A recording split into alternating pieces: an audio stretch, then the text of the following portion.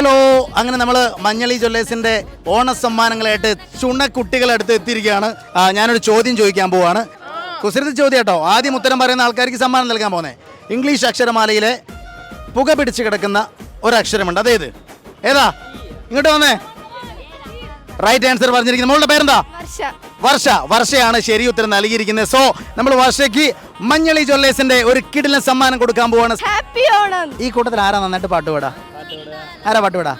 ഒരു 4 വരി പാടി നമുക്ക് സമ്മാനം കൊടുക്കാം അല്ലേ?